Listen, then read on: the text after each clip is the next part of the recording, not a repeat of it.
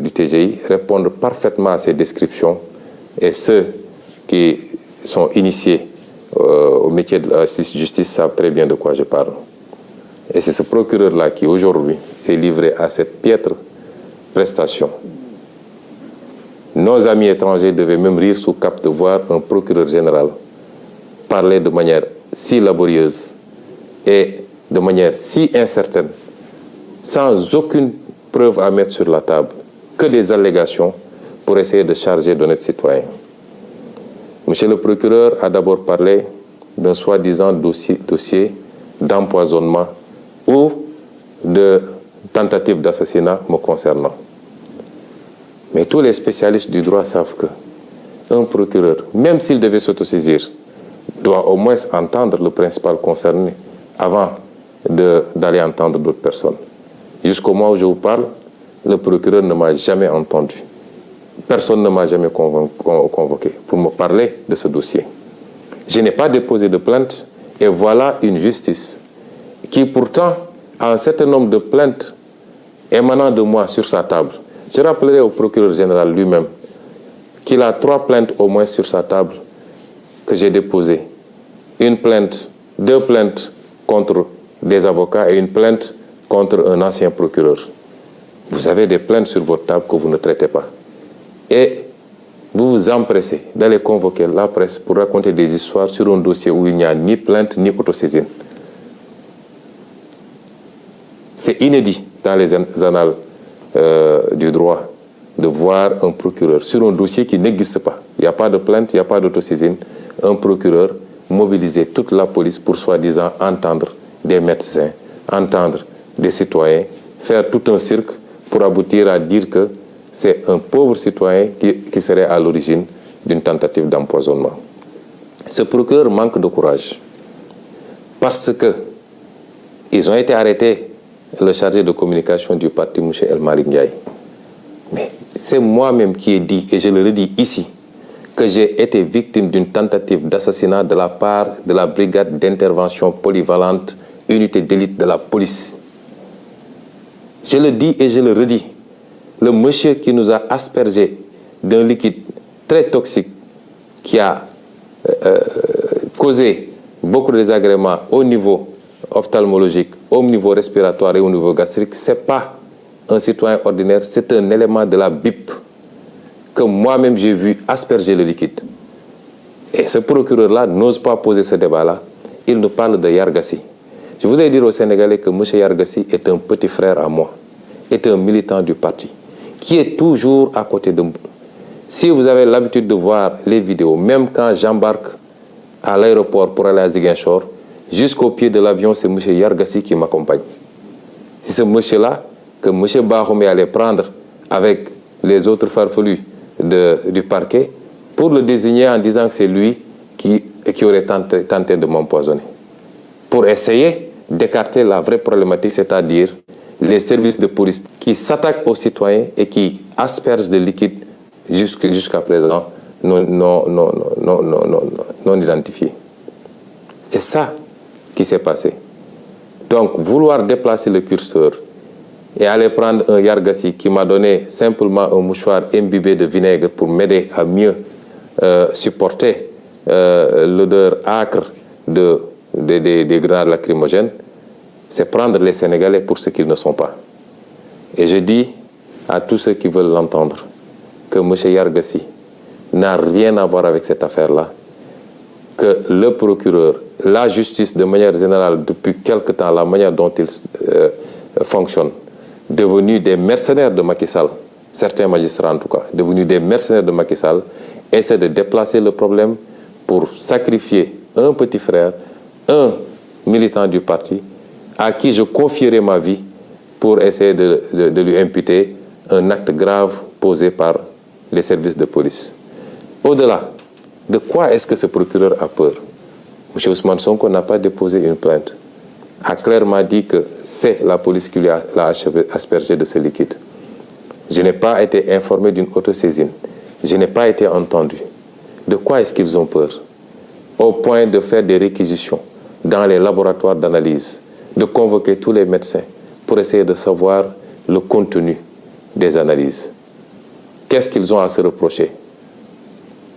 Eux-mêmes savent exactement ce qu'ils ont aspergé sur nous, moi-même, Maître Clédor Ciré Ly, et dans une moindre mesure même, M. Guy Marius Sagna.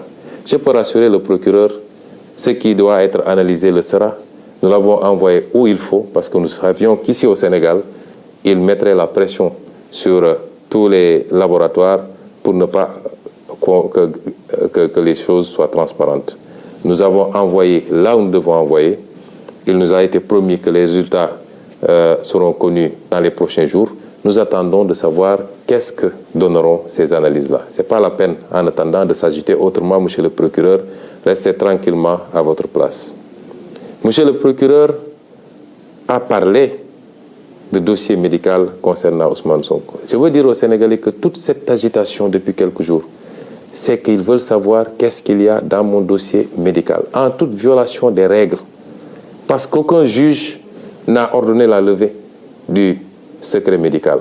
Au nom de quoi on convoque des médecins, on les malmène à la police, on les harcèle pour leur exiger de trahir leur serment et de donner des informations sur mon dossier médical. Je vous rassure également, monsieur le procureur, j'avais pris toutes mes dispositions parce que je savais que j'ai affaire à un État vaillou qui n'a rien à cirer des règles et des procédures. Et c'est pourquoi, dès que je suis entré dans cette clinique, j'ai verrouillé. Je ne me suis fait consulter que par mes médecins personnels, ceux-là qui me suivent depuis des années. Je me suis fait suivre par ces médecins. Ils ont été les seuls à avoir accès à moi, à me traiter, à me prescrire et à me surveiller. Il y a un acharnement sur le pauvre docteur Niang. Je veux dire aux Sénégalais que moi, je ne connais pas le docteur Niang. Je n'ai jamais rencontré physiquement le docteur Niang. Je lui ai parlé une seule fois au téléphone. C'est un monsieur que je ne connais pas, qu'on veut qualifier de militant de Pastef. Et même s'il était un militant de Pastef, c'est son droit le plus absolu. Et on essaie de régler de vieux comptes. Parce que tous les Sénégalais savent que Macky Sall, rancunier comme il est, en veut à ce brave médecin depuis ses sorties sur le Covid-19 et sur la manière dont le matériel médical public était sorti des hôpitaux pour se retrouver sur le marché et vendu à vil prix. Depuis lors, tout le monde sait qu'il y a un acharnement sur le docteur Niang et sur sa clinique et qu'il leur suffisait d'un prétexte pour essayer de lui nuire. Le docteur Niang ne m'a pas consulté.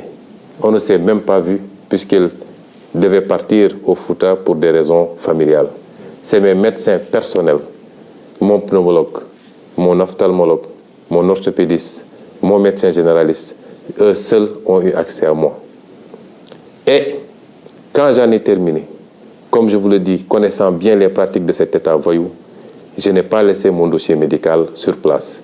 Et c'est pourquoi je suis étonné d'entendre monsieur le procureur citer un dossier médical. Mon dossier médical est ici avec vous. Je ne l'ai pas laissé là-bas. Tout ce qui a été prescrit est ici parce que je savais qu'ils allaient faire de l'inquisition, parce que ce n'est pas de la perquisition, pour essayer d'avoir accès à mon dossier médical qui relève de ma vie privée et qui ne peut en aucun cas, dans ce cas d'espèce, être à disposition des enquêteurs. S'ils veulent ce dossier médical, ils n'ont qu'à venir le chercher chez moi. Ce dossier, il a cité un dossier H23 00167, évidemment. Le dossier, s'il y a un résidu de dossier, il ne concernera que la partie hôtellerie parce que j'ai séjourné pendant quelques jours. Mais pour tout le reste, le dossier médical est ici, entre mes mains, et ne sera jamais à disposition de cette parodie de justice. Ceci dit, je voudrais rassurer les Sénégalais. Le dossier est suivi comme il doit être suivi. J'ai bénéficié d'un bon traitement de la part de mes médecins. Nous avons envoyé des échantillons là où il fallait, dans plusieurs endroits à l'étranger. Nous attendons les résultats. Et si les résultats concluaient dans tel ou tel sens, si rien n'a été découvert, on vous le dira. Si évidemment c'est des produits toxiques qui ont été découverts, nous vous le dirons également. Mais je maintiens, je signe, je persiste et je réitère à dire que j'ai été victime d'une tentative d'assassinat. Et ce n'était pas la première, parce que rien que le fait de casser la vitre de ma voiture avec des éclats de vitres qui auraient pu me trancher la gorge, ou qui auraient pu se retrouver dans mon œil, rien que cela est une tentative flagrante d'assassinat, en tout cas de faire très mal. Et je le réitère, cette tentative émane exclusivement des forces de police, je le dis, puisqu'il y avait des gendarmes et des policiers sur place, je le dis, celui qui nous a aspergé ce liquide est un élément de la BIP. Je le réitère, et si le procureur veut entendre quelqu'un, c'est moi qui aurais dû être entendu, au lieu de faire tout ce cirque-là à convoquer des innocents, à arrêter des